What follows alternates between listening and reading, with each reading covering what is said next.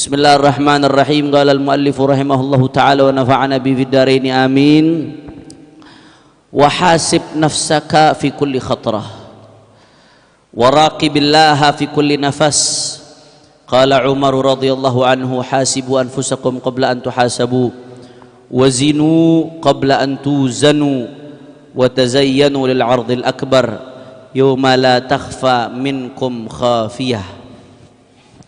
Syekh Al-Harith Al-Muhasibi rahimahullah, seorang ulama salaf yang wafat di tahun 243 Hijriyah.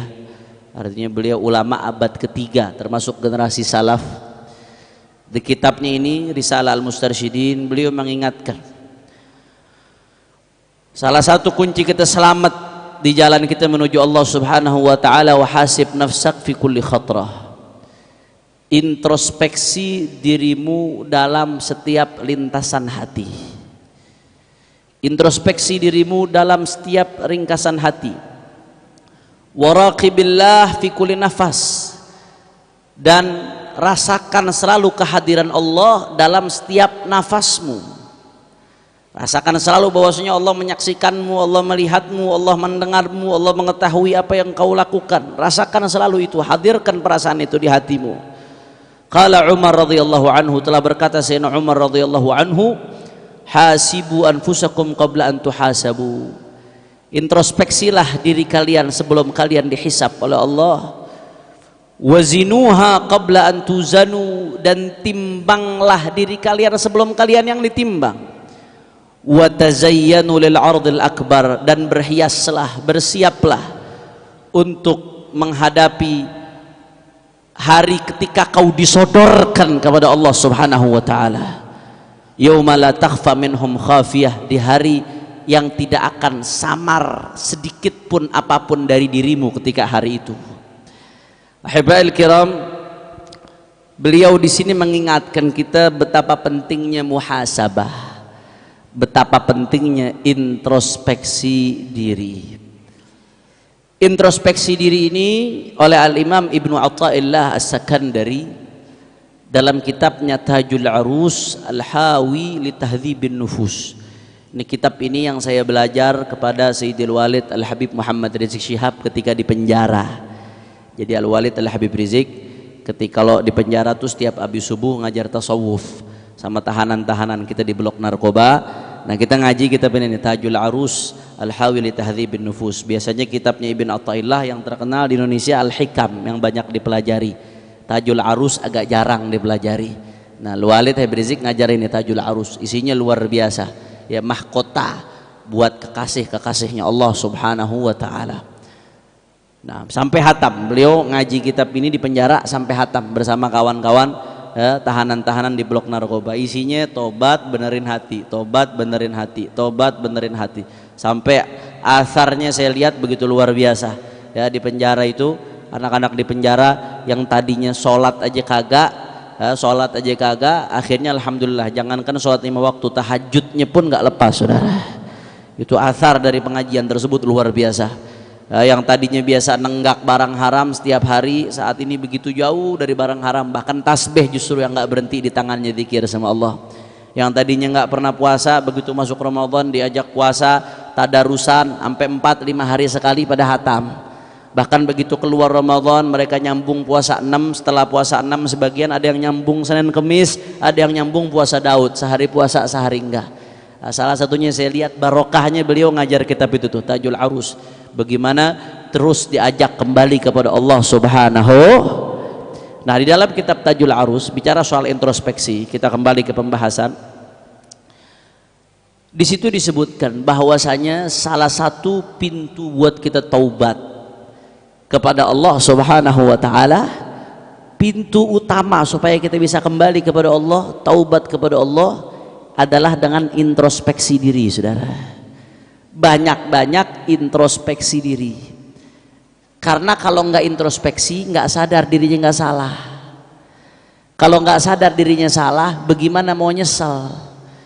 Orang bisa nyesel, bisa minta maaf, minta ampun, kalau sadar dirinya salah. Kalau sudah orang bisa sadar dirinya salah kalau diintrospeksi diri, kalau dia ngaca baru sadar dirinya salah.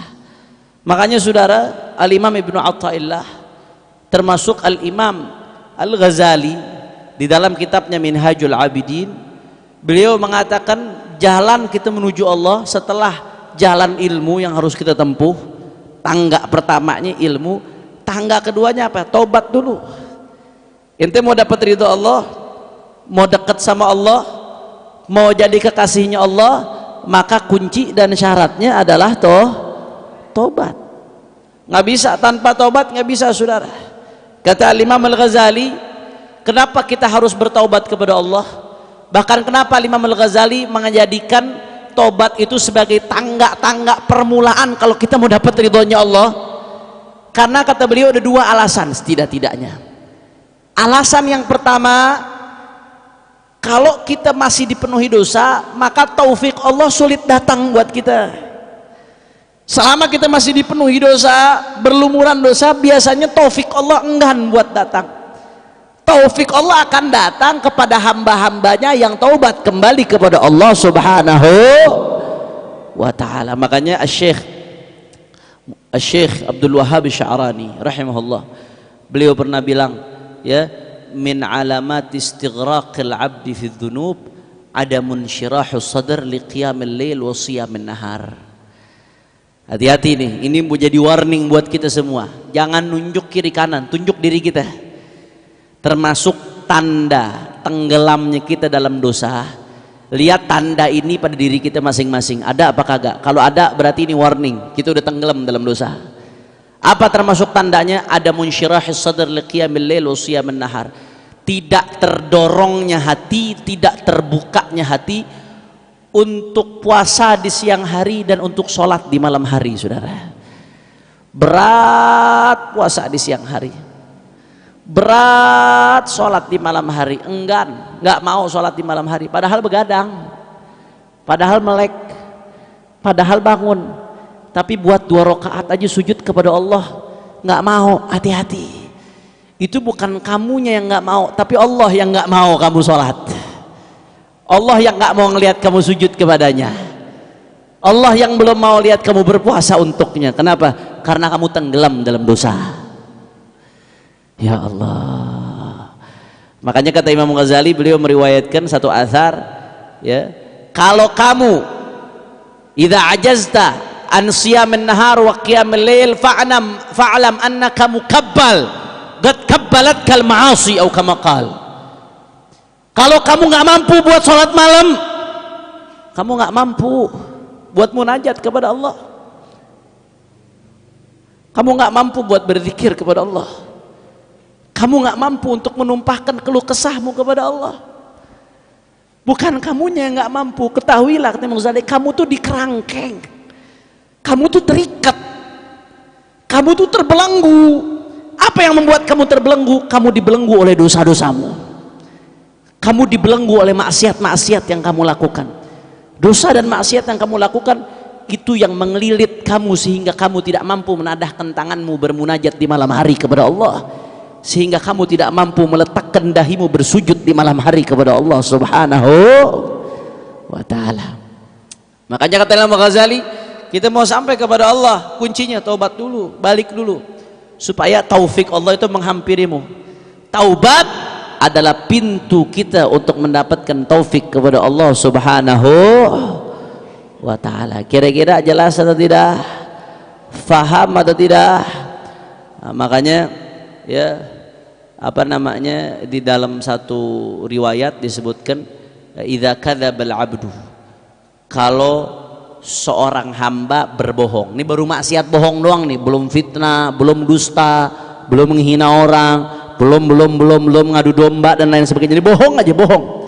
Idza kadzabal abdu, kalau seorang hamba berbohong, maka tanaha anhul malakan linatni ma kharaja min fihi atau kama qala.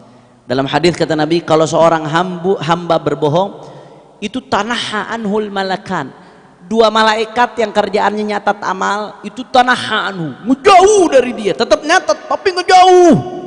jauh, ngejauh darinya. Kenapa? Linatni ma kharaja min fi, karena saking busuknya bau yang keluar dari mulutnya, saudara. Masya Allah, saking busuknya bau yang keluar dari mulutnya, itu malaikat ngejauh sejauh-jauhnya. Allah, kita nih sayang aja kita nggak dibuka hakikat oleh Allah. Kalau Allah buka tabir hakikat, jijik kita sama maksiat, saudara. Jijik kita sama maksiat. Kalau Allah buka tabir hakikat, jijik kita sama maksiat. Makanya ada ulama-ulama, aulia-aulia salihin yang Allah buka darinya tabir. Seperti Al-Imam Al-Qutub Al-Habib Abdullah bin Muhsin Al-Attas. Allah buka tuh tabir, Allah singkap. Allah maha mampu. Saya mau tanya, Allah kalau mau menyingkap tabir, Allah mampu atau tidak? Allah kuasa atau tidak? Kuasa, nggak berlebihan. Itu sesuatu yang masuk dalam kemampuan Allah. Dengan izin Allah, Allah buka tabir. Akhirnya apa yang terjadi? Nggak mau ngumpul sama orang, nggak mau ngumpul sama orang, nggak kuasa, nggak mampu. Kenapa? Setiap ngelihat orang, ngelihat ada yang mulutnya bau busuk, ngelihat orang, mohon maaf, ada yang mukanya kayak babi, ada yang mukanya kayak anjing, ngelihat orang, ada yang ya Allah macam-macam, saudara. Kenapa? Kalau Allah singkap. Kita ini sayang aja, kita masih doyan maksiat, doyan dosa, karena kita nggak tahu hakikat busuknya maksiat yang kita lakukan, saudara. Hakikat begitu baunya maksiat yang kita lakukan, begitu menjijikannya maksiat yang kita lakukan, saudara. Makanya kata Imam Al-Ghazali, ente mau kembali kepada Allah, mau dekat sama Allah, taubat dulu. Itu kunci pertama, taubat. Kembali kepada Allah. Kalau sudah taubat, ya, bagaimana mau bermunajat kepada Allah? Lisan yang begitu bau busuk karena kebohongannya, lisan yang begitu bau busuk karena dosa-dosa ribahnya dan lain sebagainya. Taubat dulu, kembali kepada Allah Subhanahu wa ta'ala. Kalau begitu tobat, maka insya Allah jalan taufiknya lebih cepat, saudara. Akan lebih gampang dibukakan oleh Allah Subhanahu. Nah, cara tobat bagaimana? Pintu menuju tobat nih, kata Imam Ghazali, kata Syekh Ibn Athaillah Sakandari, pintu buat tobat tuh muhasabah, introspeksi diri ente. Lihat apa yang kita lakukan selama ini, berapa banyak kebohongan yang kita lakukan, berapa banyak mata kita ngelihat yang haram, berapa banyak lisan kita asyik mendengarkan yang haram, berapa banyak kita durhaka sama orang tua kita, berapa banyak kita menyakiti, menzalimi istri kita, berapa banyak kita durhaka kepada suami kita. Introspeksi, saudara. Berapa banyak sholat yang kita tinggalkan. Andai kita sholat pun, sholat kita nggak pernah khusyuk. Yang kita sholat, yang kita bayangkan dunia, saudara. Introspeksi diri kita masing-masing. Hasibu, introspeksi diri kita, saudara. Makanya orang-orang soleh itu banyak diantara orang soleh amalannya seperti apa? Mereka kalau mau tidur, mereka berpikir seharian yang dilakukan apa saja. Kalau mereka mendapatkan yang dilakukan amal baik, mereka bersyukur kepada Allah, alhamdulillah, sehingga nggak ujub dengan amal baiknya. Saya beramal baik ya karena Allah yang gerakin, alhamdulillah. Kalau Allah nggak gerakin, nggak bisa saya beramal baik, alhamdulillah. Bukan karena saya, bukan karena Allah yang gerakin, karena kasih sayangnya Allah kepada saya. Tapi begitu dia dapetin, oh saya hari ini melakukan maksiat, oh hari ini waktu saya terbuang buat hal yang gak bermanfaat, dia istighfar, dia minta ampun kepada Allah Subhanahu wa ta'ala. Makanya Sayyidina Umar bin Khattab radhiyallahu ta'ala anhu wa ardhah mengatakan, hasibu anfusakum qabla an tuhasabu. Introspeksi diri kalian sebelum kalian nanti dihisab. Di dalam riwayat lain disebutkan, wa innama yakhifful hisab yaumal qiyamah ala man hasaba nafsahu fid dunya wa innama yakhifful hisab yaumal qiyamah ala man hasaba nafsahu fid dunya. Mudah-mudahan nanti kita masuk surga tanpa hisab. Tapi kata Sayyidina Umar, perbanyak hisab diri kamu di dunia, introspeksi diri kamu, karena nanti yang hisabnya ringan di hari kiamat. Siapa yang hisabnya ringan di hari kiamat? Orang yang banyak introspeksi di dunia. Orang yang sering introspeksi di dunia, sering menghisap dirinya di dunia, nanti dia di hari kiamat hisapnya akan ringan. Tapi walaupun hisapnya ringan, rasa-rasanya kita khawatir nggak mampu seringan apapun hisap tersebut. Mudah-mudahan kita masuk surga tanpa hisap. Amin ya Rabb. Bukan dengan amal kita, bukan dengan kepayahan kita, bukan dengan kekurangan kita, tapi dengan rahmatnya Allah Subhanahu wa ta'ala. Oleh karena itu saudara, yuk mari sama-sama kita introspeksi diri. Mari sama-sama sering-sering kita muhasabah. Alhamdulillah kita punya majelis duha ya, setiap Sabtu pagi Kiai Rosyid mimpin kita zikir, mimpin kita muhasabah, mimpin kita untuk ingat dosa-dosa kita, mimpin kita untuk ingat maksiat kita. Ini nikmat dari Allah Subhanahu. Enggak di semua lingkungan ada seperti ini, Bu. Enggak di semua masjid ada seperti ini, enggak di semua tempat ada seperti ini. Makanya pertahankan saudara kegiatan-kegiatan Al-Madinah, apalagi muhasabah Sabtu pagi di majelis duha sambil zikir. Ya Allah, jadikan itu surganya kita, jadikan itu kenikmatan kita.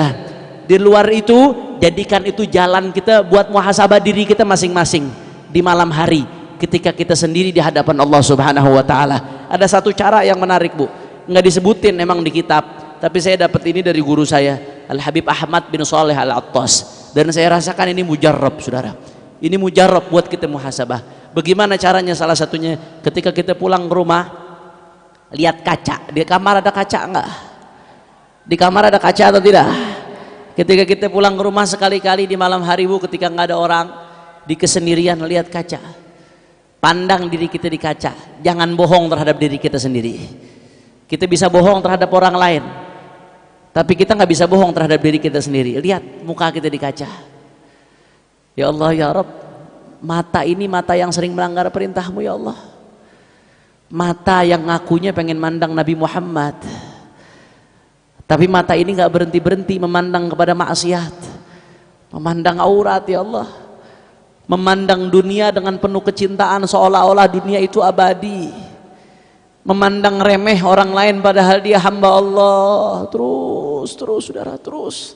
Engkau yang tahu dirimu, kamu yang tahu ya Allah ya Rabb. Mulut ini ya Allah, ini mulut yang suka ghibah ya Allah, padahal ghibah itu lebih parah dari makan bangke saudaranya sendiri. Padahal dosanya nggak main-main, tapi terus-terusan mulut ini ghibah ya Allah.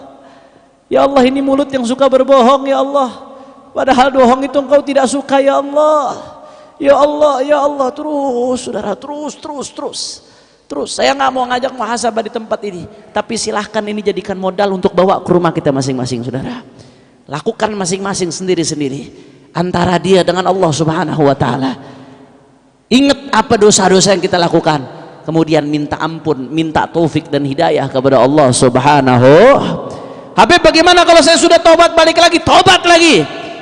Tobat Habib, balik lagi, tobat lagi. Bagaimana udah tobat balik lagi, tobat lagi. Sampai kapan? Sampai tobatnya menang, maksiatnya yang kalah saudara. Sampai tobatnya menang, maksiatnya yang kalah. Tapi jangan sengaja main-mainin tobat, hati-hati. Siapa yang tahu ente balik lagi, tahu-tahu nggak sampai tobat udah mati duluan. Siapa yang jamin ente tobat sebelum meninggal? Maka jangan main-mainin tobat. Tapi andai kata terjatuh, terseret oleh hawa nafsu, namanya kita manusia. Kadang-kadang di majlis seperti ini keinginan buat dosa udah nggak ada, hilang. Tapi begitu di luar sendirian di hadapan handphone jadi setan lagi. Di hadapan duit jadi setan lagi saudara. Di hadapan tempat maksiat jadi setan lagi. Jatuh lagi, terjerumus lagi, tobat lagi saudara.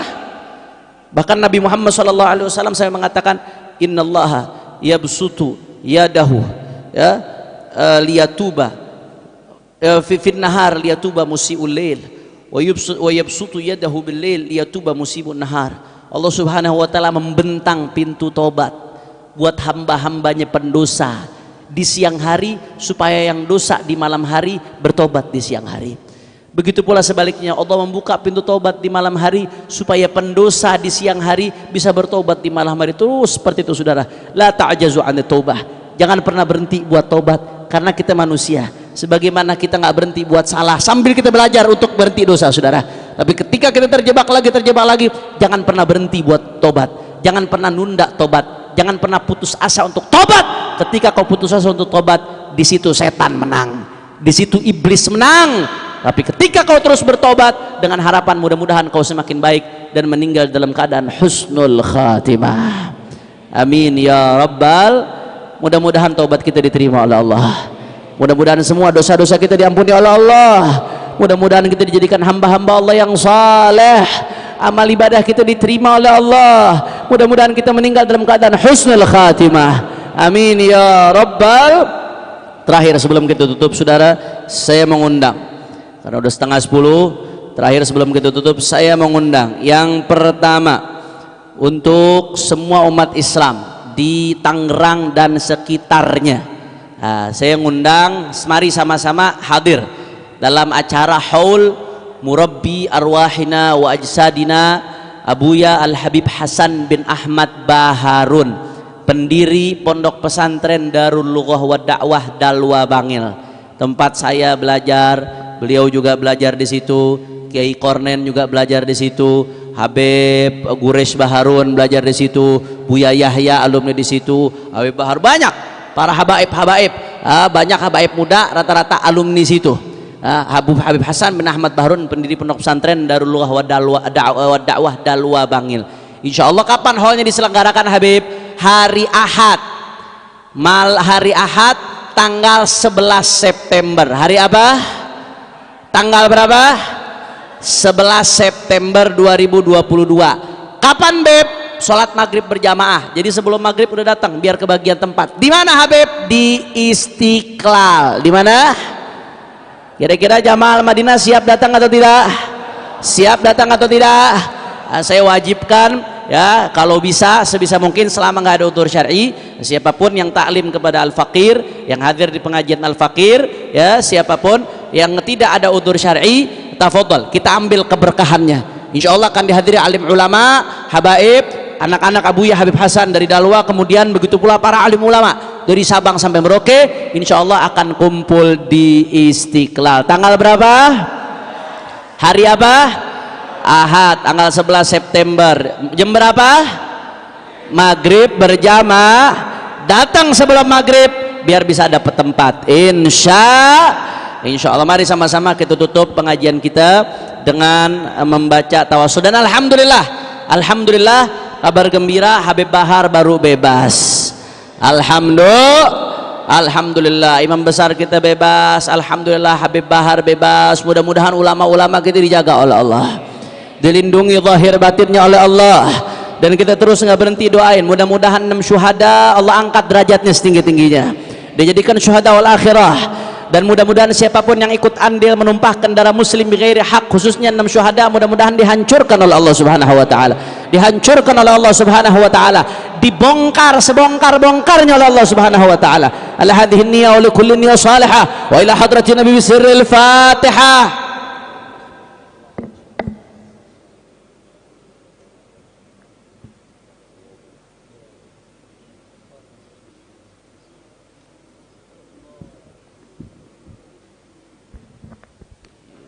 Ilahi bijahil anbiya wal malaika wa bil awliya ijud lana bil jabati ilahi tawassalna nikal karim basirati wa sam'i wa muqlati munir rushdi wa tarzuquni ilmal yaqini لحسن العبادات بأسمائك الحسنى تجود بتوبة نصوح تغفر لذنوبي وتنظرني في كل حال ولمحات تنجي بها من هول يوم قيامتي وبالمصطفى الرسول تشرح لي صدري تيسر لي أمري وتكشف كربتي وبالأنبياء والملائكة تحقق بالتقوى وإدراك غاياتي بهم وبالأولياء تلحقني بهم وذرياتي عشيرتي وتصرف عني كل شر بحقهم وشرا لذي شر من إنسان بفضلك بشرني بحسن الخواتم وبالرحمة تدخلني بدار عليهم من المولى صلاة وتسليم ورضوان استجب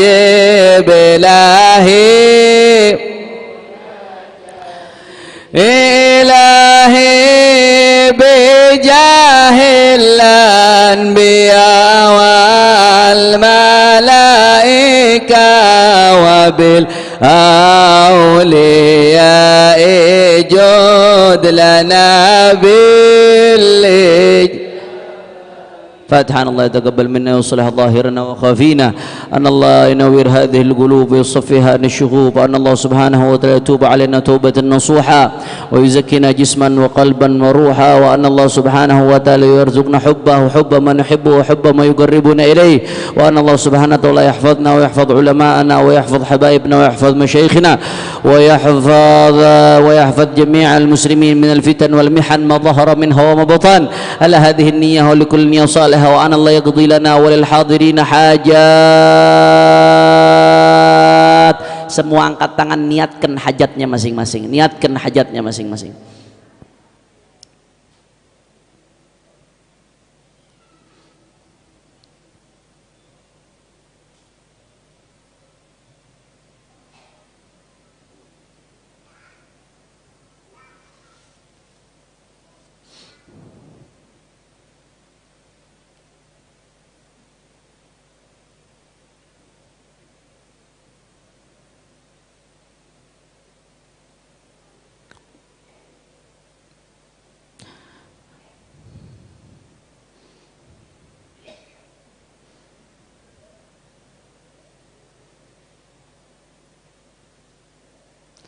اقضي لنا وللحاضرين حاجات حسية ومعنوية دنيوية وأخروية بجاه خير البرية. على هذه النية ولكل نية صالحة جامعة شاملة لخيرات الدنيا والآخرة والعيادة في زيادة، وإلى حضرة النبي محمد صلى الله عليه وسلم بسر الفاتحة. أعوذ بالله من الشيطان الرجيم. بسم الله الرحمن الرحيم. الحمد لله رب العالمين الرحمن الرحيم مالك يوم الدين إياك نعبد وإياك نستعين اهدنا الصراط المستقيم صراط الذين أنعمت عليهم غير المغضوب عليهم ولا الضالين آمين. ربنا تقبل منا إنك أنت السميع العليم وتب علينا إنك أنت التواب الرحيم. يا البعلوي شفاعة كل كربة تنجري، وبكم يا أهل الولاية كل حاجة تنقضي. وصلى الله على سيدنا محمد وآله وصحبه وسلم. الحمد لله رب العالمين.